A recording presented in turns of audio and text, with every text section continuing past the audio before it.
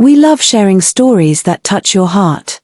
Hit that subscribe button and drop a comment with your location. We'd love to know where you're reading from. I was sitting in Aunt Diane's kitchen, scrubbing the counters one last time, when I heard my mother's voice drift in from the living room. Not the gentle tone she used when visitors were around, but the sharp, calculating voice that meant business. "We did it," she said. "The lawyer confirmed it this morning. Everything goes to Madison." My hand froze on the sponge. Madison. My twin sister. The one who hadn't visited Aunt Diane once in the 3 years she'd been battling cancer. I crept closer to the doorway, my heart pounding against my ribs. Through the crack, I could see Mom, Dad, and Madison huddled together on Aunt Diane's burgundy sofa. The same sofa where I'd sat with my aunt every Sunday for the past 3 years, watching old movies and listening to her stories. "Are you sure Emma won't figure it out?" Madison asked, twirling her hair the way she always did when she was nervous. "She's been here every single day." Dad laughed, a cold sound I'd never heard from him before. "Emma's too trusting. Too naive.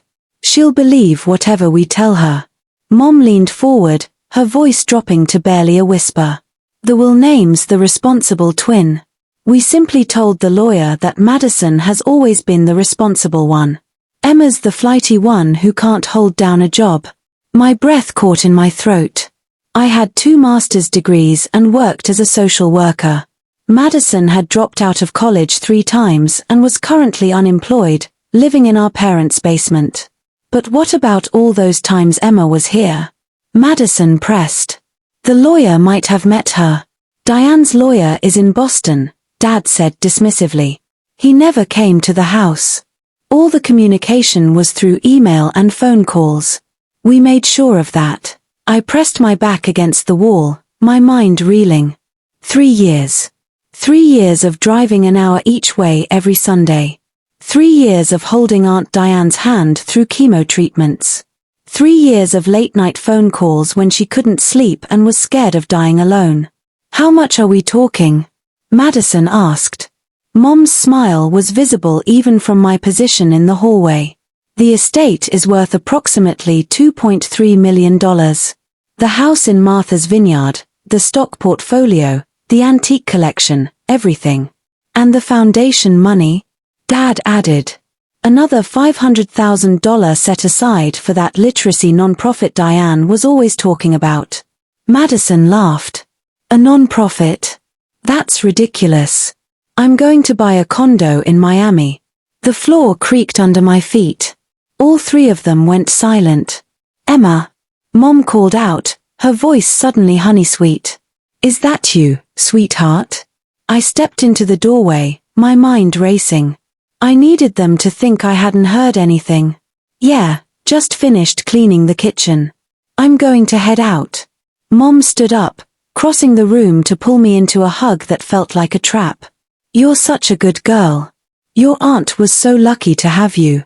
The irony was suffocating. "We need to talk to you about Aunt Diane's will," Dad said gently. "Why don't you sit down?" I perched on the edge of the armchair, my hands clasped tightly in my lap to keep them from shaking.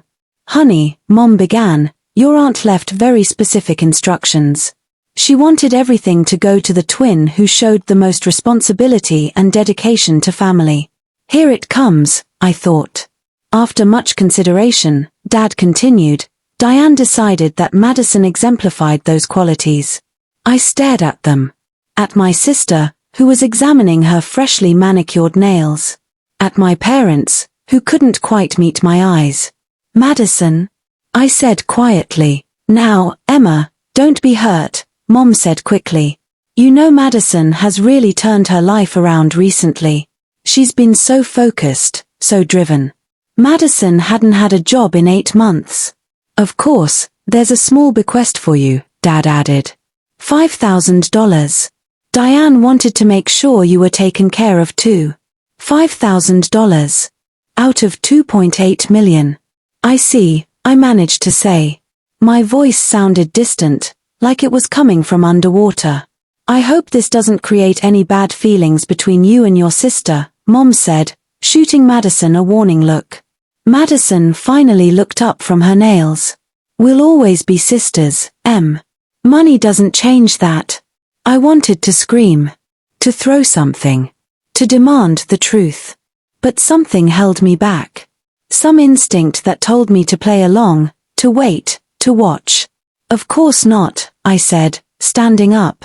I'm happy for you, Maddie. Really. The lie tasted bitter on my tongue. I drove home in a daze, my mind replaying every moment of the past 3 years. Every Sunday visit. Every chemo appointment. Every midnight phone call from Aunt Diane, crying because she was afraid.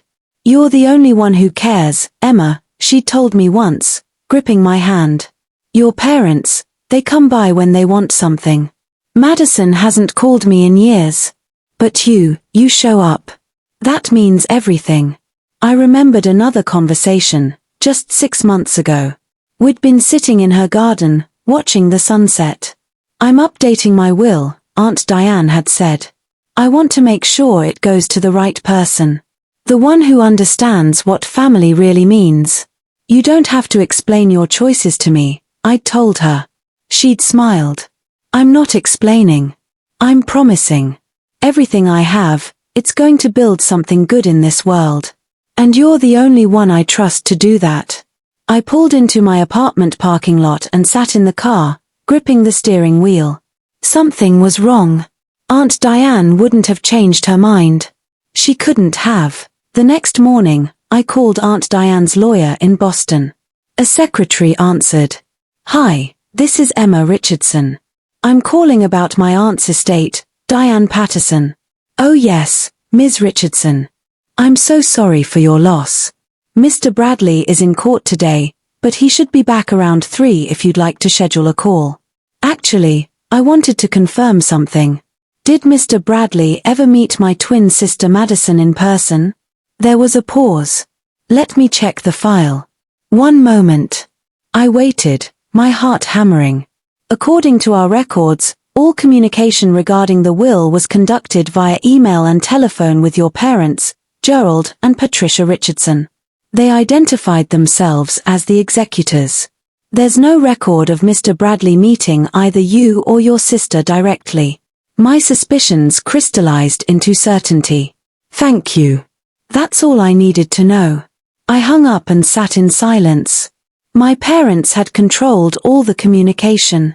They told the lawyer that Madison was the responsible twin. But Aunt Diane hadn't written her will through a Boston lawyer. I remembered now. 4 years ago, before she got sick, Aunt Diane had mentioned updating her will. She'd done it herself, in her own handwriting, because she didn't trust lawyers to get it right. If I'm going to leave my legacy to someone, she'd said, I want to write it in my own words. I'd laughed at the time, thinking it was typical Aunt Diane, stubborn and independent to the end. But where would she have kept it?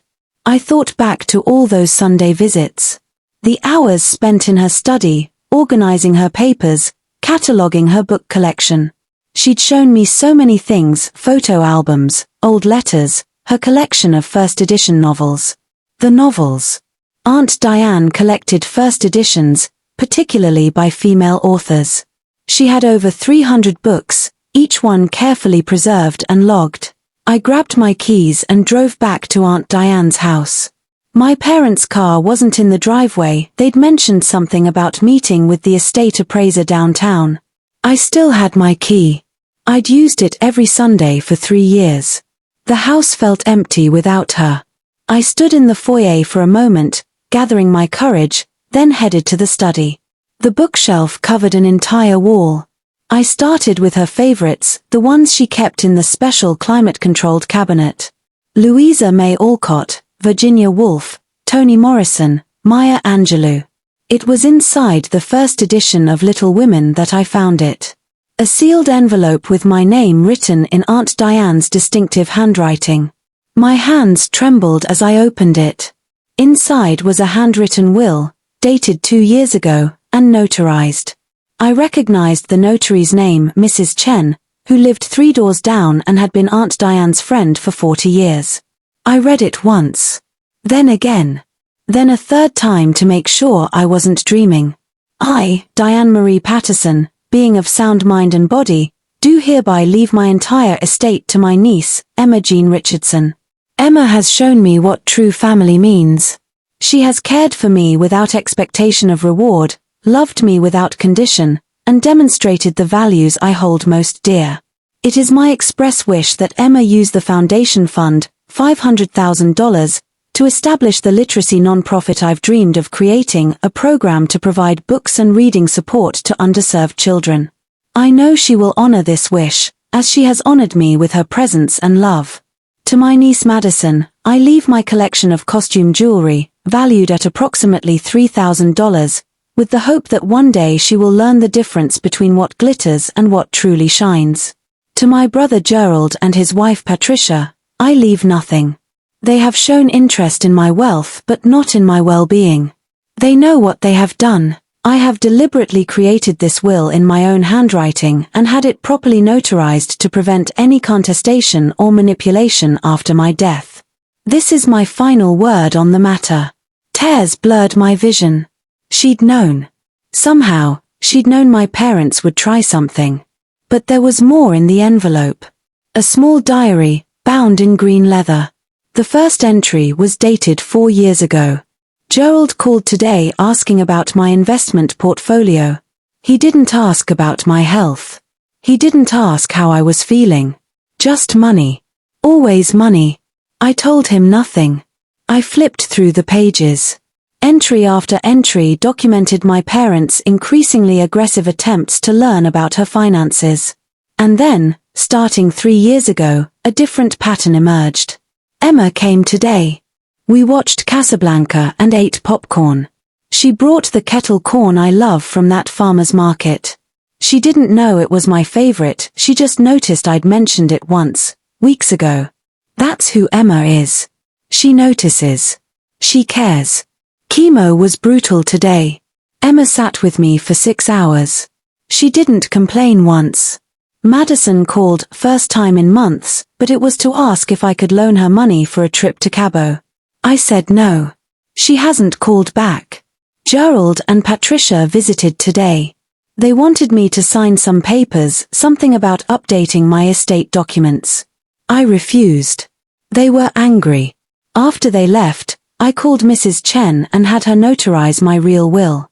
I hid it in Little Women, the first edition Emma loves so much. She'll find it. She's the only one who would look there. The last entry was dated 3 weeks before she died. I'm running out of time. The cancer is winning. But I'm at peace because I know Emma will carry on my work. She's already doing it. She volunteers at the Children's Literacy Center every Tuesday, even though she works full-time. She doesn't know I found out about that. She's humble that way. Gerald called again today demanding to know my final wishes.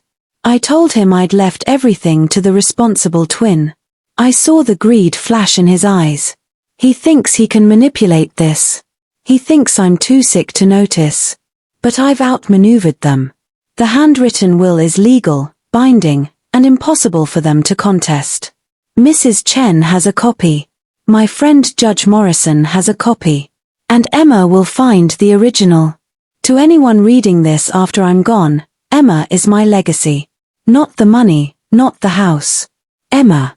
The girl who showed up every week for 3 years just to keep a dying woman company. That's worth more than all the money in the world. I closed the diary and pressed it to my chest, sobbing. She'd known. She'd protected me. Even in death, she was still taking care of me. But my parents had created a fake will. They'd impersonated Aunt Diane's wishes to a lawyer. That was fraud. I photographed every page of the handwritten will and the diary. I uploaded them to 3 different cloud storage accounts. Then I called Mrs. Chen. Emma, dear, she said warmly when she answered. I've been expecting your call. You knew about the will. I notarized it 2 years ago. And I have a copy in my safe deposit box, just as Diane instructed. She predicted your parents might try something like this. They told the Boston lawyer that Madison was the responsible twin. They created a completely different will. Mrs. Chen's voice hardened. That's fraud, Emma. Your aunt left very specific instructions to prevent exactly this scenario. What should I do? Call Judge Morrison. He has the third copy. He'll know how to proceed. Judge Morrison had been Aunt Diane's friend since law school. When I called, his secretary put me through immediately. Emma Richardson, he said. I've been waiting to hear from you. Your aunt told me you'd figure it out. My parents committed fraud. Yes, they did. And we're going to fix it. Can you come to my office tomorrow morning at 9? That night, I couldn't sleep. I kept thinking about Madison, about how she'd squandered every opportunity. The college funds my parents had paid for 3 different schools, 3 different failures. The car they'd bought her that she'd wrecked while drunk. The credit cards they'd paid off again and again. She'd never held a job for more than 4 months.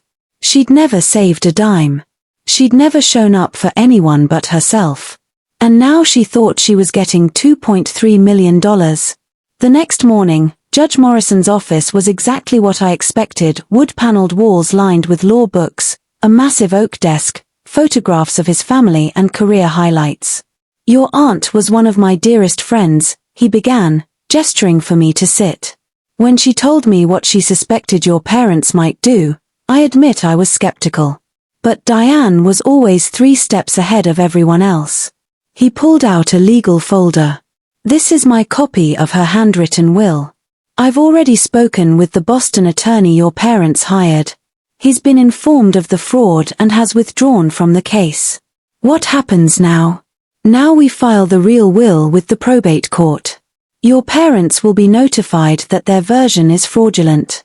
They'll have the opportunity to contest, but with 3 notarized copies of Diane's handwritten will, plus her diary documenting their behavior, they won't have a legal leg to stand on. Will they face criminal charges? Judge Morrison's expression was grave. That depends on what they do next. If they withdraw their fraudulent claim quietly, we might be able to avoid prosecution. But if they continue to push this lie, then yes, they could face fraud charges. I thought about it. Part of me wanted them to suffer the consequences. But part of me just wanted to honor Aunt Diane's wishes and move on. I want to do what my aunt would have wanted. Diane wanted justice, but she also wanted peace. Let's file the Real will and see how your family responds. The will was filed that afternoon. By evening, my phone was ringing off the hook.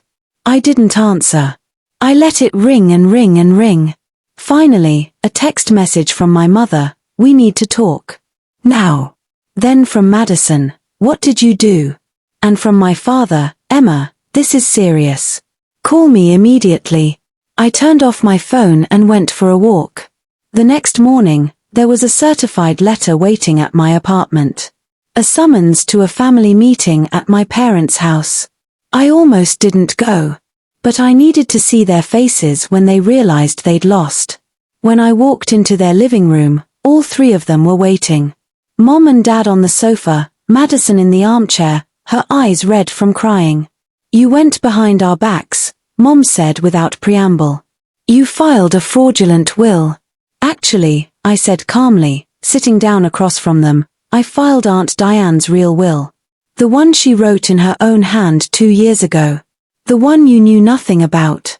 Dad's face went pale. That's impossible. We had her will drafted by a proper lawyer. No, you had a will drafted claiming Madison was the responsible twin. But you never spoke to Aunt Diane about it. You controlled all the communication and lied to the Boston attorney. We did no such thing, Mom sputtered. I pulled out my phone and opened the photos. This is Aunt Diane's handwritten will, properly notarized by Mrs. Chen. Judge Morrison has a copy. Mrs. Chen has a copy. And I have the original. It's been filed with probate court. Madison's face crumpled. But I already put a deposit down on the Miami condo. With what money? I asked quietly. I took out a loan against my inheritance, she whispered. My stomach dropped. How much? $200,000. The room went silent. You borrowed $200,000 against money you didn't have yet? I asked. Madison burst into tears. The lender said it was fine. He said with my inheritance, I could easily qualify. I already bought a car too, a Mercedes. And I booked a 3-month trip to Europe. I looked at my parents. Did you know about this? Mom couldn't meet my eyes. We might have co-signed some documents. You co-signed loans for $200,000 based on a fraudulent inheritance. Dad stood up, his face red with anger. Now you listen here, Emma. Your Aunt Diane was clearly not in her right mind when she made that handwritten will. The cancer had spread to her brain. No, it hadn't, I said flatly. I have her complete medical records. The cancer never reached her brain. She was mentally competent until the day she died. Her oncologist will testify to that if needed. This is ridiculous, Mom said. No judge will uphold a handwritten will over a properly drafted document. Actually, handwritten wills are perfectly legal when properly notarized, I said. Judge Morrison already confirmed it. But please, contest it if you'd like. I have Aunt Diane's diary too. 4 years of entries documenting every conversation she had with you, every time you called asking about money, every time you showed up demanding financial information. I pulled out my phone again and started reading. Gerald called today asking about my investment portfolio. He didn't ask about my health. That's from 4 years ago. Should I continue? The color drained from Dad's face. There's also the entry where she describes you trying to get her to sign estate documents while she was recovering from chemo. And the one where Madison asked for a loan to go to Cabo but hadn't called in months. Should I read those in court? You're vindictive, Madison spat. You're doing this to hurt me.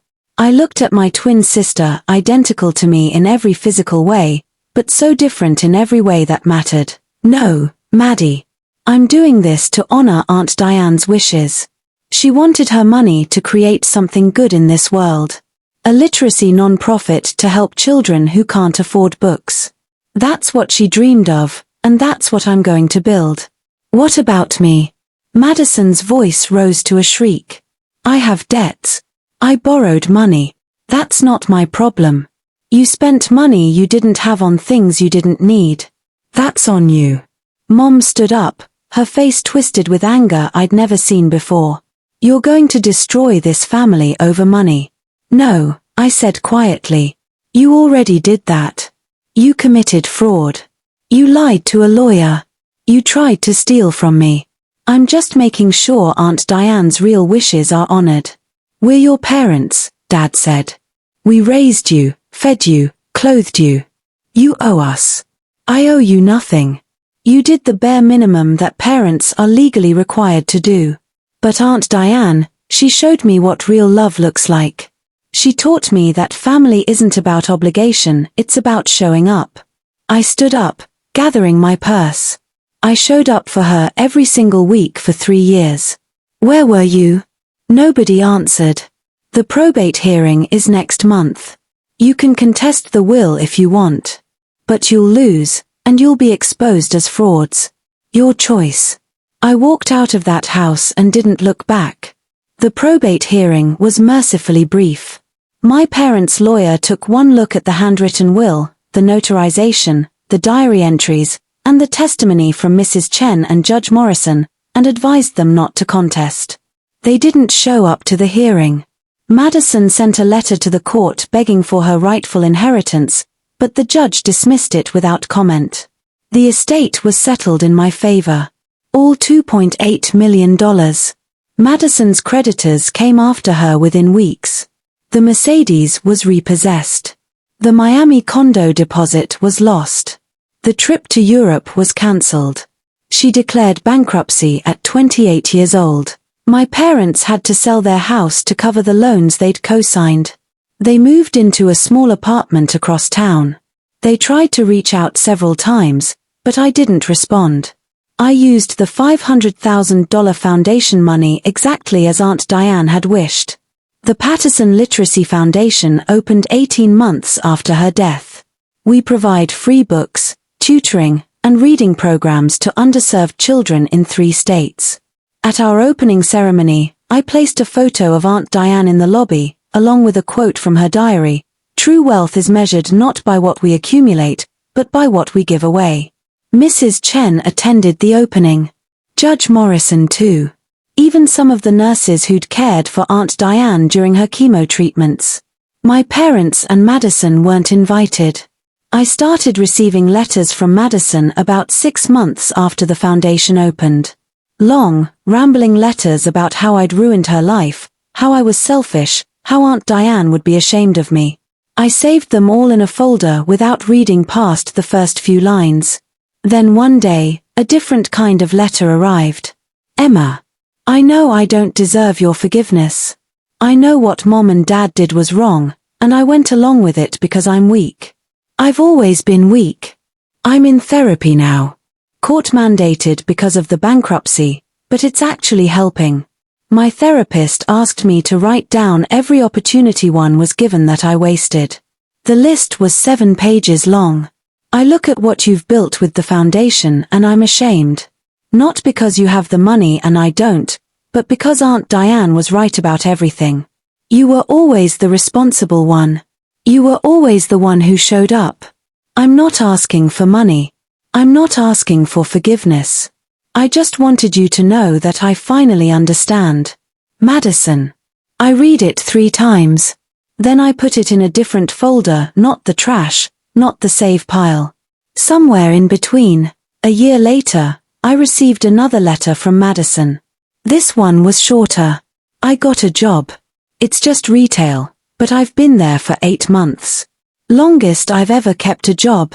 My manager says I'm doing well. I drive past the foundation sometimes. I see the kids going in with their parents, coming out with books. It's beautiful, Em. What you built is beautiful. I still don't expect anything from you. But I wanted you to know I'm trying. Madison." This time, I wrote back. "Maddie, I'm proud of you for keeping the job. That takes real strength. If you're serious about changing, the foundation has a volunteer program. We need people to read with kids on Saturday mornings. It's not paid, but it's meaningful work. Let me know if you're interested. Emma." She showed up the next Saturday. On time, prepared, ready to work. She's been volunteering every weekend for 6 months now. We don't talk about the past. We don't talk about the inheritance or the fraud or the family fracture. We just read with kids. We help them fall in love with books the way Aunt Diane helped me fall in love with stories. Is it forgiveness? I don't know yet. But it's a start. My parents never reached out. I heard through extended family that they're bitter, telling anyone who will listen that I stole Madison's inheritance. I don't correct them. I don't engage. I just keep building what Aunt Diane dreamed of. The foundation served 2,000 children in its first year. We're projecting 5,000 this year. We've opened 3 new learning centers and partnered with 12 schools. Every book we give away has a bookplate inside, in memory of Diane Patterson, who believed every child deserves a story. On the anniversary of Aunt Diane's death, I visit her grave. I bring flowers and sit beside her headstone. I did it, I tell her. I built your dream. And it's growing bigger than either of us imagined. The wind rustles through the trees, and I swear I can hear her voice. I always knew you would, Emma. You showed up. I stayed. I showed up. And in the end, that made all the difference. Sometimes I think about what my life would have been like if my parents had succeeded in their fraud. If I'd believed their lies and accepted the $5,000 while Madison squandered millions. But Aunt Diane was always 3 steps ahead. She knew who we were, all of us. She knew my parents' greed, Madison's weakness, and my strength. She left me more than money. She left me validation, purpose, and proof that I was never the naive one. I was the one who saw clearly all along. And now, every child who walks through our foundation doors gets to carry forward Aunt Diane's legacy. Not because of how much money she had, but because of how much love she gave. That's the inheritance that really matters. 3 years later, the Patterson Literacy Foundation now operates in 7 states. We've served over 15,000 children. We've given away more than 100,000 books. Madison still volunteers every Saturday. She's been there for 3 years without missing a weekend. She's in college now, taking it seriously this time, studying early childhood education. We're not close, not the way twins are supposed to be. But we're rebuilding something. Trust is slow, but it's happening. My parents sent a letter last month. The first communication in 3 years. They're struggling financially and wanted to know if the foundation might hire them for administrative work. I sent a polite decline. Some bridges, once burned, should stay ashes. But the foundation continues to grow, continues to thrive, continues to prove that Aunt Diane's faith in me was justified. Every Friday, I still visit her grave. I tell her about the kids we've helped, the lives we've changed, the futures we've brightened. And every time, I end the same way. Thank you for seeing me. Thank you for believing in me. Thank you for showing me what real love looks like. The money created the foundation. But love built it. And that's a legacy that will outlive us all.